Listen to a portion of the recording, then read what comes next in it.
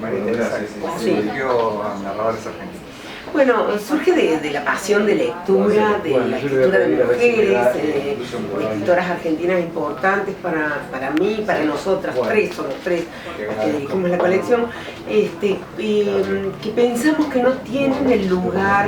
que merecen dentro de nuestra circulación de libros. Lo han tenido en su momento, pero después, ya sea porque son escritoras que ya han muerto o porque produjeron en un momento en que no existían internet y demás, han tenido, digamos, han quedado quizás aprisionadas en una no circulación o en una escasa circulación, algunas de ellas porque han visto interrumpida esa circulación en ocasión de la dictadura militar. Nosotros hemos pensado en un encuadre de escritoras argentinas que salieron a publicar entre los años 50 y los primeros 90. Son escritoras, nos interesa la diversidad de estéticas que pueden tener. O sea, si bien la colección mira, digamos, y puede interesarles, y creo que mucho, a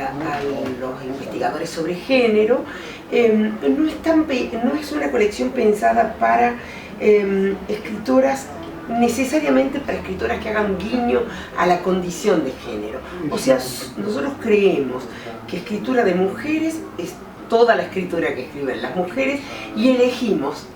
dentro de ellas estéticas muy diversas, preocupaciones muy diversas. Hay escritoras que tienen una marca fuerte de lo político o de lo experimental o digamos, o de otras zonas, de lo erótico, lo realista, lo fantástico. Digamos, nuestra mirada es qué pasa por el imaginario de escritoras argentinas que salieron, como decía, a publicar entre los años 50 y los primeros 90, pensando en que algo sucede en la literatura argentina alrededor de 1950, un poco antes o ahí,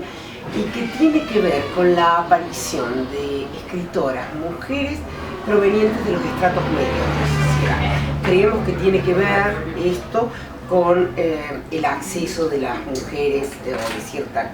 zona de las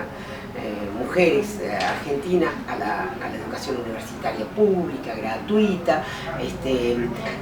o a la posibilidad de militancia política y demás. Digamos, hay un corte en la sociedad argentina en ese momento, en el desarrollo de lo político, económico, social y cultural, que hace que accedan escritoras provenientes de distintos sectores de la clase media. Antes de ellas tenemos, digamos, escritoras muy interesantes provenientes de sectores sociales, digamos, de estratos sociales más altos de la sociedad, y que, digamos, antes son escritoras, pensemos en las Ocampo, pensemos en María Rosa Oliver u otras, excelentes escritoras, pero que han tenido como un lugar de difusión mayor. Y antes de esas, bueno, tenemos a las antiguas, las escritoras del siglo XIX, que provienen también de otros estratos sociales y que además tienen su representación en una editorial cordobesa, la editorial Buenavista, que, digamos, toma esa zona. Nosotros no hemos querido superponer, hemos querido, digamos, agregar una zona de visibilidad para cierta franja de escritoras argentinas que ya no están en actividad, porque tampoco publicamos en la colección a escritoras contemporáneas que estén produciendo actualmente, porque consideramos que ellas pueden tener sus espacios en otros tipos de editoriales. Nos interesa mucho, agradecemos mucho estar alojados en una editorial universitaria, precisamente en esta editorial universitaria, porque los libros van con un prólogo de especialistas en la obra de esos autores. Muchas veces provienen del mundo académico, en otros casos son escritores, pero generalmente provienen del mundo académico. Hemos cuidado que esos mundos académicos reflejados tengan también mucha diversidad, que provengan de distintas universidades argentinas o extranjeras, de modo de que la circulación de esas escritoras sea también muy diversa. Y entonces pensamos en un receptor, en un lector que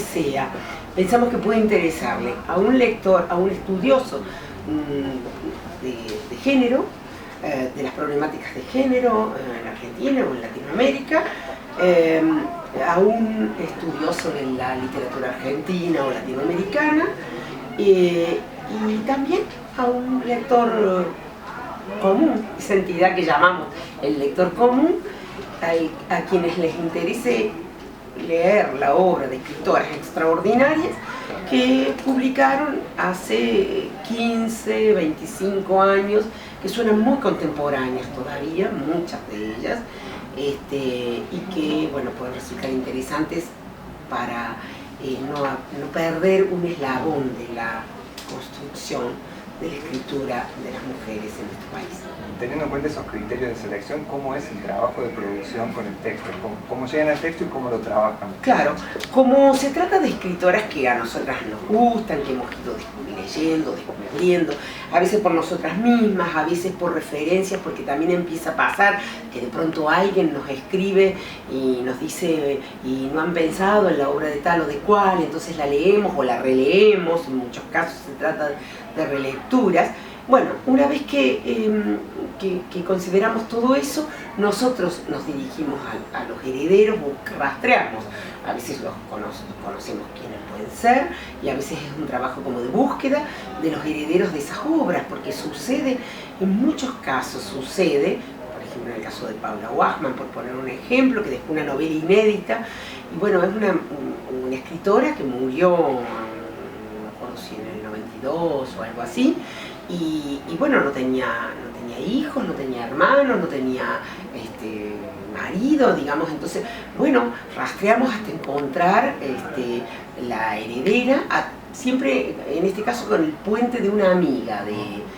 la escritora, que conservó el original durante mucho tiempo, y bueno, la heredera es una sobrina nieta, por ejemplo. Nosotros hacemos esa búsqueda y después derivamos a la editorial,